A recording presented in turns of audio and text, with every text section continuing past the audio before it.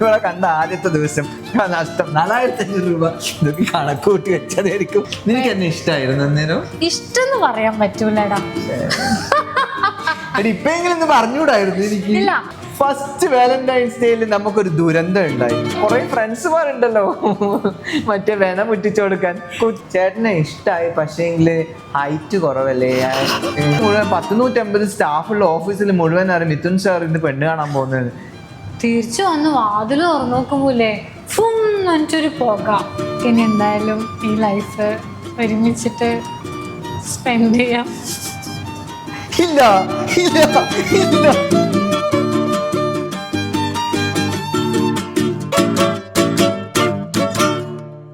Hello hi എല്ലാവർക്കും നമസ്കാരം. ഇത് മീത്തും മിറിയുമാണ്. അപ്പം നമ്മൾ ഇന്ന് ഇവിടെ വന്നിരിക്കണമെങ്കിൽ അതിനുള്ള ഏറ്റവും വലിയൊരു കാരണം നമ്മളെ സ്നേഹിക്കുന്ന നമ്മുടെ സ്വന്തം സോഷ്യൽ മീഡിയയിലെ സെക്കൻഡ് ഫാമിലി എന്ന് വേണമെങ്കിൽ പറയാം. അപ്പം നിങ്ങളുടെ മുമ്പിൽ കുറച്ച് സമയം നമ്മളായിട്ട് വാലന്റൈൻസ് ഡേ സ്പെഷ്യലില് കുറെ അധികം കൊതിയും ജൊണയൊക്കെ ആയിട്ട് നമ്മളുടെ കഥ കേൾക്കാൻ നിങ്ങൾ റെഡി ആണെങ്കിൽ പറയാൻ നമ്മളും റെഡിയാണ്. അപ്പം വീഡിയോയിൽ കുറേ കാര്യങ്ങൾ നമ്മൾ ഷെയർ ചെയ്യാൻ വേണം. കുറച്ച് സമയം നമ്മളായിട്ട് നിങ്ങളുടെ മുന്നിൽ ഇരിക്കാൻ വേണ്ടിയിട്ട് വന്നതാണ്. അപ്പം അതിന് അവസരം തന്ന നമ്മുടെ ചാനലിൽ ഒരുപാട് താങ്ക്സ് ഉണ്ട്. എന്തായാലും നമ്മൾ തുടങ്ങാൻ പോവാണ്. നിങ്ങൾ റെഡിയല്ലേ? ഞാൻ റെഡിയാണ്. Double ready. 2 പെൺകുട്ടികളെ ഞാൻ പെണ്ണ് കണ്ടിട്ടുള്ളൂ ഒഫീഷ്യലി. 2 പേച്ച 3 നാട്ടോ. പക്ഷെ അല്ല, അതിന് മുന്നേ ആരെയും കണ്ടിന്, അതിന് മുമ്പിൽ കണ്ടിന്, പക്ഷെ അത് പ്രൊസീഡ് ആയിട്ടില്ലല്ലോ. അത് നീ മൂന്നാമത്തെ ആക്ച്വലി പറയുകയാണെങ്കിൽ. അപ്പം നിരീനെ കാണാൻ പോകുന്നതിനേക്കാളും മുന്നേ എനിക്ക് ഫോട്ടോസ് വന്നിരുന്നു. എൻ്റെ സിസ്റ്ററാണ് എനിക്ക് ഫോട്ടോ ഒക്കെ അയച്ചു തരുന്നത്. ഫോട്ടോ കണ്ടപ്പോൾ ഞാൻ ഭയങ്കര എക്സൈറ്റഡ് ആയി. എൻ്റെ മോനെ ഇവളെ എനിക്ക് കിട്ടുമോ എന്നുള്ളൊരു വലിയൊരു ക്വസ്റ്റ്യൻ മാർക്കായി. അപ്പം മെറീനെ കാണാൻ ഭയങ്കര ഭംഗി ഫോട്ടോസിൽ. ഇങ്ങനെയല്ല മുടി ഉണ്ടായി. ഇതൊക്കെ ഇപ്പം ട്രീറ്റ്മെന്റും അതും ഇതൊക്കെ ചെയ്തിട്ട് സ്ട്രെയിറ്റ് ആയതാ. മെറീൻ്റെ മുടി നല്ല കേളി ഹെയർ ആണ്, നല്ല സ്പൈറൽ കേൾ ആയിട്ടുള്ള ഹെയർ. അപ്പോൾ ഒരു ഫോട്ടോ ഞാൻ കണ്ടപ്പോൾ നല്ലോണം ഇങ്ങനെ മുടിയൊക്കെ ഇങ്ങനെ ഇട്ടിട്ട് ഇങ്ങനെ പറക്കുന്ന മുടിയൊക്കെ ആയി, നല്ല കണ്ണൊക്കെ എഴുതി, ഒരു മേക്കപ്പ് ഒന്നും ഇല്ല, നാച്ചുറൽ ബ്യൂട്ടി. അപ്പം നമുക്ക് ഇമാജിൻ ചെയ്യാലോ, നാച്ചുറൽ ബ്യൂട്ടി ഇങ്ങനെയാണെങ്കിൽ ഒന്ന് ഇതിനെ മുട്ടിക്കൊടഞ്ഞെടുത്താൽ എന്തായിരിക്കും എന്നുള്ളത് ഞാൻ ഇമാജിനറിയിൽ അങ്ങെത്തി. ആഹാ കൊള്ളാലോ. അപ്പൊ ഞാൻ ഓൾറെഡി ഇവൾക്ക് ചേരാത്ത ഒരാളാണ് ഞാൻ വിചാരിച്ചത്. ഇപ്പൊ നാട്ടിലത്തെ ആചാരങ്ങൾ അറിയില്ല, പെണ്ണ് കാണാൻ പോകുന്നത് എങ്ങനെയാന്ന് അറിയില്ല, എന്ത് സംസാരിക്കണമെന്ന് അറിയില്ല.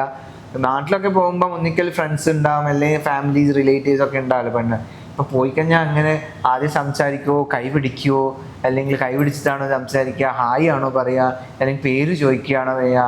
പേര് ഓൾറെഡി അറിയാം, അപ്പൊ ആദ്യം ഇൻട്രോ എങ്ങനെ കൊടുക്കും, കുറേ ക്വസ്റ്റ്യൻസ്. അപ്പം ഞാൻ കുറേ ആളോട് ചോദിച്ചു, ആരും എനിക്ക് റൈറ്റ് ആൻസർ തന്നില്ല. ഓക്കെ, പ്രിപ്പയർ ചെയ്തു, ലെറ്റ്സ് ഗോ. ഒരു 2 hours അത് മിററിന്റെ മുമ്പിൽ നിന്നിട്ട് അങ്ങനെയൊക്കെ ചെയ്ത് നോക്കി, ഒന്നും നടക്കുന്നില്ല.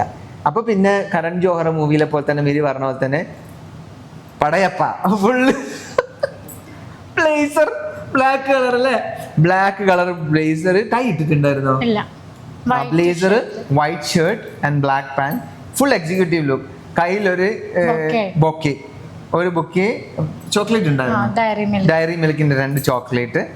മുടിയൊക്കെ ഫുൾ ഇങ്ങനെ ചീന്തി ഒട്ടിച്ച് വെച്ച് സ്പ്രേ ഒക്കെ അടിച്ച്, ഫുൾ മേലൊക്കെ സ്പ്രേ അടിച്ച് സെറ്റാക്കി റെഡിയായി നിൽക്കുമ്പോൾ മെല്ലെ ഒരു മെസ്സേജ് ആണ്, I'm extremely sorry, I won't be able to meet you, you are not the right person who I'm looking for my life.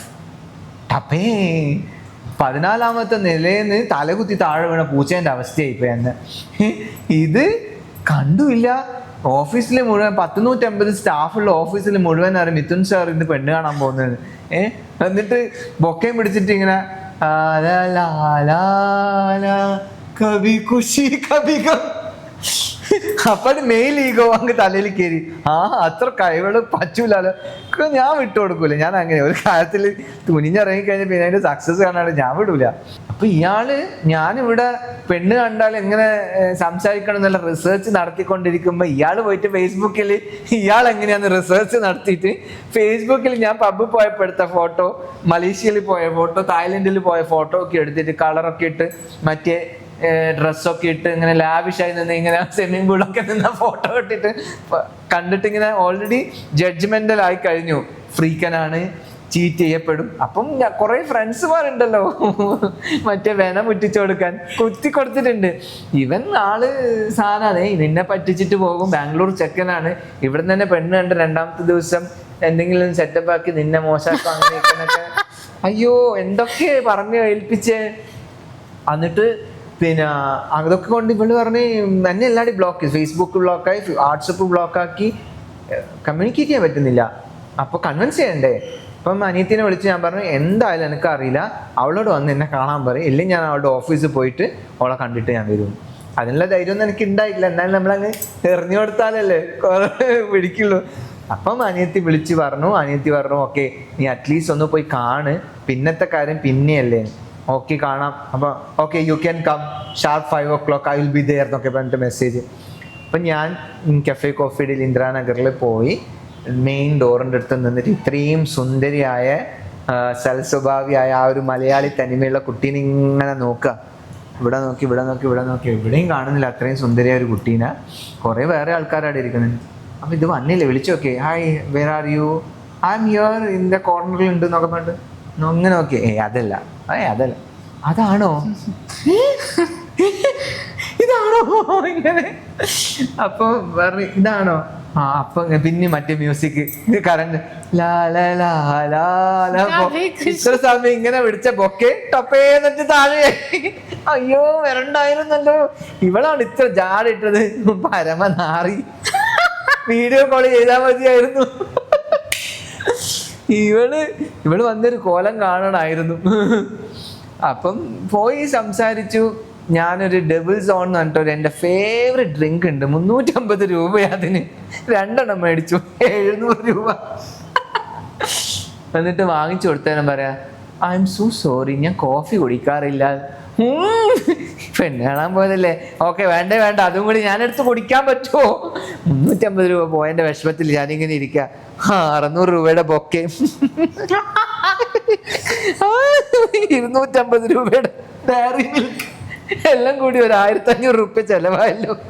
ശരിക്കും ആ കോഫി ഡേ, നമ്മൾ കോഫി ഡേ എന്ന പെണ്ണാണെന്ന് അവിടെ ഒരു മറ്റേ തുജേതേക്ക് ആ പാട്ട് വെച്ചിരുന്നെങ്കിൽ കറക്റ്റായിരുന്നു. ഇതോടെ ആ ബ്ലേസറൊക്കെ ഇട്ട് മറ്റേ മുടിയൊക്കെ സെറ്റ് ചെയ്ത് ബൊക്കെയൊക്കെ എടുത്ത് വരുമ്പം ശരിക്കും ആ പാട്ട് വേണമായിരുന്നു, സ്ലോ മോഷനിൽ. മിത്തേട്ടൻ അങ്ങനെയാണ് വന്നത്. പക്ഷേ എങ്കിൽ പോയപ്പോൾ മറ്റേ എന്താ പറയാ, ഒരു മൂവി കിട്ടുന്നില്ല, അതുപോലെ പോയത്. അങ്ങനെ പോയിട്ട് പറഞ്ഞിട്ട് പോയി മിത്തേട്ടൻ. ഇതൊക്കെ ഒന്ന് ഷെയർ ചെയ്യണ്ടേ, ടെൻഷനായി. ഇപ്പൊ ഫ്രണ്ടിനെ വിളിച്ചു, എൻ്റെ ഏറ്റവും ബെസ്റ്റ് ഫ്രണ്ട് രഞ്ജിത്ത് എന്നിട്ട് ഹസ്ബൻഡ് രഞ്ജിത്ത് ആൻഡ് ജ്യോതി, അവരെ വിളിച്ചു. അപ്പൊ അവര് പറഞ്ഞു നമുക്ക് ഇനിയൊന്നും പേടിക്കണ്ട. എനിക്ക് ആകെ വിഷമായി, ടെൻഷനായി. ഇനി പെണ്ണ് കിട്ടൂല. മാട്രിമോണിയിലൊക്കെ നോക്കിയിട്ട് എല്ലാ പെണ്ണുകളും ചേട്ടനെ ഇഷ്ടമായി, പക്ഷേങ്കിൽ ഹൈറ്റ് കുറവല്ലേ. ഞാൻ നോക്കുന്ന എല്ലാ പെൺകുട്ടികളും നായരും നമ്പ്യാരും മാത്രം. അപ്പോൾ അവർക്കൊക്കെ കാസ്റ്റ് ഇഷ്യൂ. വർക്ക് ചെയ്തുകൊണ്ടിരുന്നത് ലോറിയാൽ പ്രൊഫഷണൽസിലാണ്, സലോൺ ഫീൽഡാണ്. അപ്പോൾ സലോൺ എന്ന് പറയുമ്പോൾ എല്ലാവരും കേൾക്കും ഇത് ബിസിനസ് ഡെവലപ്മെന്റ് ആണ്, എൻ്റെ ഏരിയ ബാക്ക് എൻഡ് ആണ്. അപ്പൊ ആള് കേൾക്കും സലോൺ എന്ന് പറയുമ്പോൾ ഇത് മറ്റേ പാർലർ അല്ലേ, അങ്ങനെ ഒരു ചോദ്യം വരില്ല, പാർലർ അല്ലേ എന്നല്ലേ. അപ്പൊ ഇതിന്റെ പാർലർ എന്ന് പറയുന്നത് ലോറിയാൽ എന്ന് പറയുന്നത് ഇത്രയും വലിയൊരു കമ്പനിയിലാണ് വർക്ക് ചെയ്യുന്ന ആൾക്കാർക്ക് എക്സ്പ്ലെയിൻ ചെയ്ത് വരുമ്പോഴത്തേക്ക് വേറൊരു കല്യാണം കഴിച്ച ഒരു കുട്ടീനെ ഉണ്ടാക്കുന്ന സമയമുണ്ട് അവിടെ. അപ്പോൾ അങ്ങനത്തെ ഒക്കെ ആലോചിച്ചാൽ ആകെ ഞാൻ ഡിപ്രഷൻ ആയിപ്പോയി ആ ദിവസം ഇവിടെ കണ്ടിട്ട്. അപ്പൊ എൻ്റെ ഫ്രണ്ട് പറഞ്ഞു നമുക്ക് സംസാരിക്കാം. അവര് വരുന്നു, അവര് വീട്ടിൽ വരുമ്പം എടാ ഒരു ഗൂഗിൾ പേ ചെയ്ത്, ഒരു 3000 രൂപ ഗൂഗിൾ പേ ചെയ്ത്. എന്തിന്? ഇത് ഡിസ്കസ് ചെയ്യാൻ ഇവർക്ക് ബാക്കി കൊടുക്കണം. അപ്പം ഓൾറെഡി ഇവിടെ 1500 രൂപ നഷ്ടമായി, അതിൻ്റെ ഉള്ളൊരു 3000 രൂപ അതും കൂടി എല്ലാം കൂടി നഷ്ടക്കച്ചവടം. ഇവിടെ കണ്ട ആദ്യത്തെ ദിവസം നഷ്ടം 4500 രൂപ. ഇതൊക്കെ കണക്കൂട്ടി വെച്ചതായിരിക്കും. പക്ഷെ എന്നാ അതിന്റെ എത്രയോ ഇരട്ടി ലാഭം നിങ്ങൾക്ക്. ലക്ഷ്മീനെ അതിനുശേഷം അന്ന് കണ്ടത് ലക്ഷ്മി ആണെന്ന് പിന്നെയാണ് എനിക്ക് മനസ്സിലായത്. എന്റെ വീട്ടിലേക്ക് വരുന്ന ലക്ഷ്മി. എന്നിട്ടാ എന്നെ കണ്ടതിന് ശേഷം നിന്റെ ഡിസ്കഷൻ എന്തായിരുന്നു? സത്യം പറയണേ, ഞാൻ ഇതുവരെ ചോദിക്കാത്ത ഒരു കാര്യം എനിക്ക് ഇപ്പോഴും അത് ഓർമ്മ വന്നത്. അല്ല മിത്തുവേട്ടൻ, ഞാൻ ഓവർ ജഡ്ജ്മെന്റിലായിരുന്നു ഇവരുടെ ഫോട്ടോസ് കണ്ടിട്ട്. അപ്പോൾ ഞാൻ ഇവരെന്നെ റിജക്റ്റ് ചെയ്യണം എന്ന് വിചാരിച്ചിട്ടാണ് ഞാൻ ആ ഒരു ലുക്കിൽ വന്നത്. പക്ഷെ മിത്തുവേട്ടൻ്റെ അടുത്ത് സംസാരിച്ചപ്പോൾ, അതായത് മിത്തുവേട്ടൻ്റെ അടുത്ത് സംസാരിച്ചാൽ മാത്രമേ ആൾ എത്രത്തോളം ജെന്യൂൻ ആണെന്ന് ആക്ച്വലി മനസ്സിലാവുള്ളൂ. ഫസ്റ്റ് ലുക്കിൽ ആര് കണ്ടാലും പറയും ഇത് പരമ ജാടയാണ്, തെണ്ടി എന്നൊക്കെ പറഞ്ഞിട്ട് ഒരുപാട് ഇൻസിഡൻസ് ഉണ്ടായിട്ടുണ്ട് കേട്ടോ. ഞാനും അങ്ങനെ തന്നെയായിരുന്നു. പക്ഷെ സംസാരിച്ച് കഴിഞ്ഞപ്പോൾ ഞാൻ വിചാരിച്ചു ഓക്കെ കുറച്ച് നല്ല ആളായിരുന്നു, പക്ഷേ നല്ല ലുക്കിൽ പോവായിരുന്നു, ഇത്രയും നല്ല ഡ്രസ്സൊക്കെ ഇട്ട് മിത്തായിട്ട് എന്നെ കാണാൻ വന്നതല്ലേ. നിനക്ക് എന്നെ ഇഷ്ടമായിരുന്നു അന്നേരം? ഇഷ്ടം പറയാൻ പറ്റൂലടാ. ഇപ്പെങ്കിലും പറഞ്ഞൂടായിരുന്നു എനിക്ക്. ഇല്ല ഞാൻ എന്നാലും ഒരു അട്രാക്ഷൻ തോന്നിയിട്ടുണ്ടാവില്ലേ? ലുക്ക് എങ്ങനെയാ തോന്നി എനിക്ക്? ലുക്ക് ഞാൻ നിങ്ങളെ ഫുള്ള് ഫേസ് നോക്കിയേനെ. പിന്നെ എവിടെ നോക്കി? ഫുള്ള് ഫേസ് നോക്കിയത്. അങ്ങനെ ഞാൻ ഫേസ് നോക്കിയിട്ടില്ല. നോക്കിയിരുന്നു. അപ്പൊ നല്ല ഭംഗിയുള്ള ആള്, നല്ല എഡ്യൂക്കേറ്റഡ് ആയിട്ടുള്ള ആള്, നല്ല സംസാരം, സ്ത്രീകളെ റെസ്പെക്റ്റോടു കൂടി സംസാരിക്കുന്ന ഒരാള്, അതൊക്കെ എനിക്ക് ഇഷ്ടായിന്. അപ്പം അതുകൊണ്ടാണല്ലോ പിന്നെ നിങ്ങള് കാണാൻ വരുമെന്ന് ഞാൻ വന്നത്, അല്ലെ ഞാൻ വരുമോ?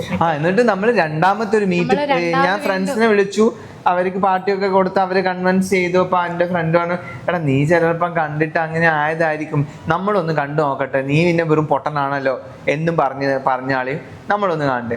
അങ്ങനെ വീണ്ടും ഫ്രണ്ട്സിനെയും കൊണ്ട് ഇവിടെ കാണാൻ വേണ്ടിട്ട് ഒരു കഫേയിൽ, വേറൊരു കഫേയില് വിളിച്ചു.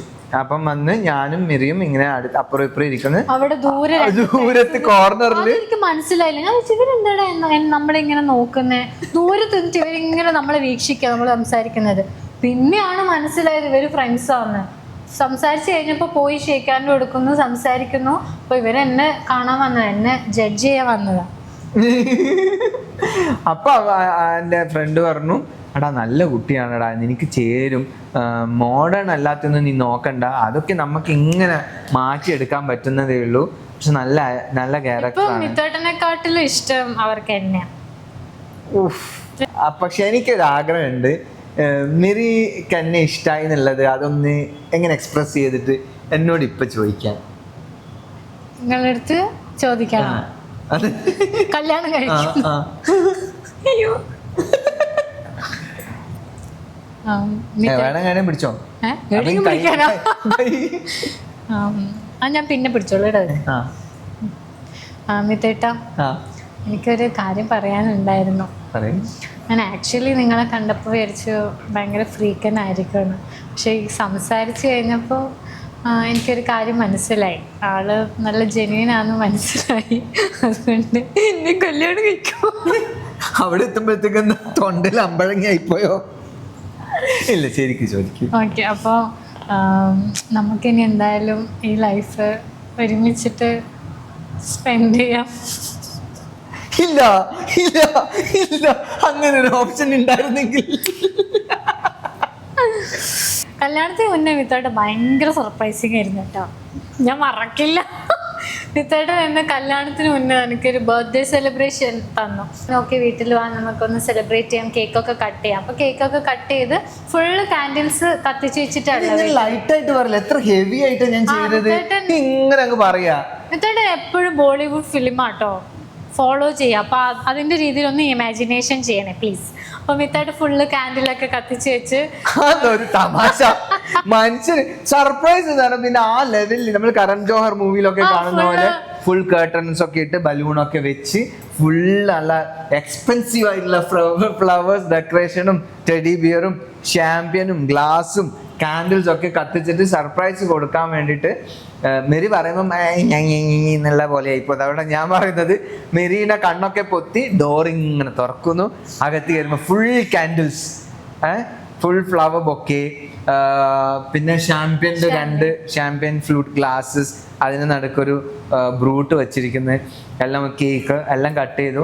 അവസാനം മെറീനോട് പറഞ്ഞു, ഫ്രണ്ട്സ് മാറി വരുമ്പം മെറീനെ മാത്രം ഒറ്റയ്ക്കാണ് ഞാൻ കൊണ്ടുപോയത്. പിന്നെ എൻ്റെ നായി ഉണ്ടായിരുന്നു മഫിൻ പറഞ്ഞിട്ട്, ഞാനും മഫിനും മെറീൻ മാത്രം.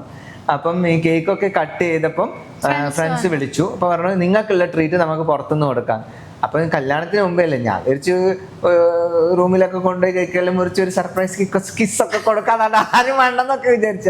പക്ഷെ വളരെ എന്താ പറയണ്ടത്, വളരെ പരിശുദ്ധിയായതുകൊണ്ട് തൊടാനൊന്നും പറ്റിയില്ല, എല്ലാം വെള്ളത്തിലായിപ്പോയി. എന്നിട്ട് പുറത്തിറങ്ങാന്ന് പറഞ്ഞു. അപ്പൊ അവന് ക്യാൻഡിലൊക്കെ ഓഫ് ആക്കണ്ടേ, വേണ്ടാന്ന് പറഞ്ഞു. ഞാൻ പറഞ്ഞു ക്യാൻഡിലൊക്കെ കെടുത്തിട്ട് പോയാൽ മതി മിത്തേട്ടോ, ക്യാൻഡിൽ ഇങ്ങനെ കത്തിച്ചേക്കണം. ഞാൻ പറയാ ഒന്നും നടന്നില്ല, പോട്ട് പോകാൻ. ഇല്ല, എനിക്ക് ഫ്രണ്ട്സിനൊക്കെ കാണിക്കണം, ഞാൻ നിനക്ക് സർപ്രൈസ് തന്നത്.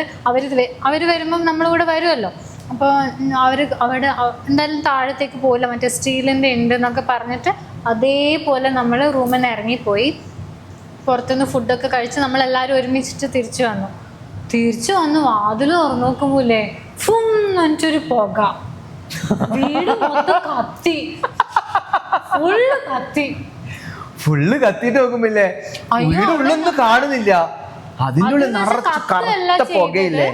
ഇതുപോലത്തെ സോഫയിലും ഇത്തടെ കാൻഡിൽ കത്തിച്ച് വെച്ചിട്ടുണ്ടായിരുന്നു. അപ്പൊ ഉരുകി ഫുള്ള് സ്മോക്ക് വരിക. അപ്പൊ നമ്മളെ മഫിൻ ഉണ്ടോ അതിൻ്റെ ഉള്ളിൽ. ആക്ച്വലി ജനലൊന്നും തുറന്നു വെക്കാണ്ട് പോയോണ്ട് ഈ പുക മൊത്തം സ്പ്രെഡ് ആയിട്ട് ആൾക്കാർക്ക് ശ്വാസം മുട്ടി മരിക്കും ആരെങ്കിലും ഉണ്ടായിരുന്നെങ്കിലും. എന്നിട്ട് നമ്മൾ വന്നപ്പോൾ മൊത്തം സ്മോക്കായിരുന്നു, മഫിനെ പരതിയിട്ട് കാണുന്നില്ല. അപ്പം തന്നെ ജനലൊക്കെ തുറന്ന് ഫാനൊക്കെ ഇട്ട് മഫിനെ എടുത്ത് പുറത്തു വേണം. മഫിന് ആദ്യം ബോധമില്ലായിരുന്നു, അത് കുറച്ചൊരു അൺകോൺഷ്യസ് ആയിരുന്നു. അത് കണ്ടപ്പോ എനിക്ക് ഭയങ്കരമായിട്ട് ഒരു ഗിൽറ്റി ഫീൽ അല്ല, ഭയങ്കര വിഷമായി പോയി. കാരണം ഒരു മിണ്ടാപ്രാണിയല്ലേ, നമ്മള് ആലോചിക്കാണ്ട് പറ്റിയതാണ്. എന്നാലും എന്തെങ്കിലും കുറച്ചും കൂടി ലേറ്റ് ആയിട്ട് നമ്മൾ ഇത്രയും സ്നേഹിച്ചൊരു ജീവി മരിക്കുക എന്ന് പറയുന്ന അത് സഹിക്കാൻ പറ്റുമോ?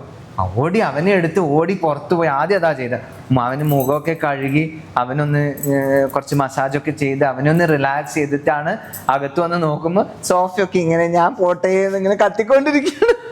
ബാഗ് ഗ്യാസ് ഒന്നും പറ്റിയില്ല, ഫ്ലാറ്റ് അല്ലേ, പൊട്ടിത്തെറിച്ച് എന്ത് ചെയ്യും? ഓരോരോ അബദ്ധങ്ങൾ ഇങ്ങനെയൊക്കെയാ വരിക. നമ്മൾ വിചാരിക്കാത്ത സർപ്രൈസ് എല്ലാം കൂടി ട്രാജഡി ആയിപ്പോയി. പക്ഷേങ്കിലും എല്ലാം സോഫയൊക്കെ മൊത്തമായി കരിഞ്ഞു പോയി. ഇങ്ങനത്തെ സോഫയായിരുന്നു വലിയ ഹെവി ആയിട്ടുള്ള. പക്ഷേ ഫ്രണ്ട്സിൻ്റെ അടുത്തൊക്കെ എനിക്ക് ഇഷ്ടംപോലെ തെറിയൊക്കെ കിട്ടി. അപ്പം എല്ലാം കെടുത്തി അത് എനിക്ക് ആദ്യം കൊടുത്ത സർപ്രൈസ് വളരെ വലിയ സർപ്രൈസ് ആയി. സർപ്രൈസ് തന്നിട്ടില്ല, കാറ് മേടിച്ചു. അതിലിടക്ക് എന്തൊക്കെ തന്ന് കൊറേ ഉണ്ട് കേട്ടോ. ഞാൻ ഇനി കമന്റ്സിൽ ഇടാ ഇനി ഈ വീഡിയോ വന്നു കഴിഞ്ഞാല്. ഫസ്റ്റ് വാലന്റൈൻസ് ഡേയിൽ നമുക്കൊരു ദുരന്തം ഉണ്ടായി. ദീപോട്ടനെ കണ്ടുമുട്ടി. നമ്മുടെ ഫസ്റ്റ് വാലന്റൈൻസ് ഡേ ഷൂട്ട് ചെയ്തത് ദീപുനേട് ബാലു എന്ന ഫോട്ടോഗ്രാഫി ആയിരുന്നു. നമ്മൾ വാലന്റൈൻസ് ഡേ ഷൂട്ട് ചെയ്തു. ഈ സർപ്രൈസ് പോലെ ഈ സംഭവങ്ങളൊക്കെ വെച്ച് നമ്മളെ ആദ്യത്തെ വാലന്റൈൻസ് ഡേ ഷൂട്ടൊക്കെ, അതും ഈ പറഞ്ഞ പോലെ ടൈംസ് ഓഫ് ഇന്ത്യയിലും കാര്യങ്ങളിലൊക്കെ വന്നിരുന്നു. അന്നത്തെ സമയത്ത് എനിക്ക് എന്താ സർപ്രൈസ് ഗിഫ്റ്റ് ഞാൻ തന്നത്? എനിക്ക് ആ ഫോട്ടോസ് വന്നു. അന്ന് ഞാൻ പ്രഗ്നന്റ് ആയിരുന്നു കേട്ടോ. അതായിരുന്നു ഗിഫ്റ്റ് ഞാൻ തന്നത്. ദീപാട്ടിലാണ് ആംഗ്യം കാണിക്കാം. അതൊരു വലിയ ഗിഫ്റ്റ് അല്ലേ? വാലന്റൈൻസ് ഡേക്ക് നമ്മൾ പ്ലാൻ ചെയ്തതാ. നമുക്ക് കറക്റ്റ് ഡേറ്റ് ടൈം മുഹൂർത്തം വരെ ഓർമ്മയുണ്ട് അല്ലേ? അത് വല്ലാത്തൊരു ഗിഫ്റ്റ് ആയിപ്പോ കേട്ടോ, ആരും കൊടുക്കാത്ത ഗിഫ്റ്റ്. ഞാനാണ് ആദ്യമായിട്ട് ഭാര്യനെ പ്രഗ്നന്റ് ആക്കുന്നത്. അതാ ഞാൻ പറഞ്ഞ ആരും കൊടുക്കാത്ത ഗിഫ്റ്റ്. ദിവ്യഗർഭം. സിംഗിൾ ആൾക്കാരുടെ അടുത്ത് എനിക്ക് പറയാനുള്ളത്, കല്യാണം എന്ന് പറയുന്ന ഡെസ്റ്റിനേഷൻ അല്ല. നമ്മളുടെ ലൈഫിൽ ഒരുപാട് കാര്യങ്ങൾ ചെയ്യാനുണ്ട്. എനിക്ക് കുറച്ച് ബ്രദേഴ്സും ഫ്രണ്ട്സും ഒക്കെ ഉണ്ട്. അപ്പോൾ അവർക്ക് ഇങ്ങനെ ലവേഴ്സിനെ കിട്ടാത്തതിലും പെണ്ണ് കിട്ടാത്തതിലും ഭയങ്കര സങ്കടമാണ്. അപ്പോൾ അവർ അയ്യോ എനിക്കൊരു പെണ്ണ് സെറ്റ് ആവുന്നില്ലല്ലോ അങ്ങനെയൊക്കെ പറഞ്ഞിരിക്കുന്നത് ഞാൻ കാണാറുണ്ട്. അപ്പോൾ അവരുടെ അടുത്ത് പറയാനുള്ളതാണ്, പെണ്ണ് കിട്ടുന്നതും ചെക്കന് കിട്ടുന്നതൊന്നും അല്ല ലൈഫ് എന്ന് പറയുന്ന വേറെ ഒരുപാട് ഡ്രീംസും കാര്യങ്ങളും, നമുക്ക് ഒരുപാട് ഡെസ്റ്റിനേഷൻ ഉണ്ട്. ആ ഡ്രീംസിൽ നമ്മളിങ്ങനെ പോയിക്കൊണ്ടിരിക്കുമ്പം ഏതെങ്കിലും ഒരു സമയത്ത് നമുക്ക് കിട്ടും എന്തായാലും. അല്ല അതിനേക്ക് വേണ്ടിയിട്ട് നമ്മളെ ലൈഫ് ഇങ്ങനെ ഇരുന്ന് നിൽക്കരുത്. എല്ലാവർക്കും എല്ലാ സമയം എല്ലാം സക്സസ്ഫുൾ ആകണമെന്നില്ല. അതൊരിക്കലും നമ്മുടെ ലൈഫിൻ്റെ ദി എൻഡും അല്ല. അത് നമ്മുടെ ജസ്റ്റ് ഒരു ബിഗിനിങ് ആയിട്ട് കാണാം. ഒരു ബ്രേക്കപ്പ് ആയിക്കഴിഞ്ഞാൽ അത് നമുക്ക് പറ്റിയതല്ല, അത്രയേ ഉള്ളൂ. നമുക്ക് അതിനും വലിയ എന്തോ വരാൻ ഇരിക്കുന്നതുകൊണ്ടായിരിക്കാം അത് പോയിട്ടുണ്ട്. Everything happens four A reason എന്ന് പറയുന്ന പോലെ നിങ്ങളെ കാത്ത് അതിനും ബെറ്റർ ആയിട്ടുള്ള ഏതോ ഒരു പെൺകുട്ടിയോ ആൺകുട്ടിയോ ഏതോ ഒരു മൂലക്ക് ഇരിക്കുന്നുണ്ട്. മൂവ് ഓൺ ചെയ്യുക ലൈഫിൽ. നിങ്ങൾക്ക് ലൈഫിൽ വീടിനടുത്തുനിന്ന് എണീച്ച് നടക്കാൻ പറ്റിയിട്ടുണ്ടെങ്കിൽ that is the best thing. Move on and live a very healthy life style. അപ്പം എല്ലാവർക്കും ഒരു happy Valentine's day. We love you all and thank you so much.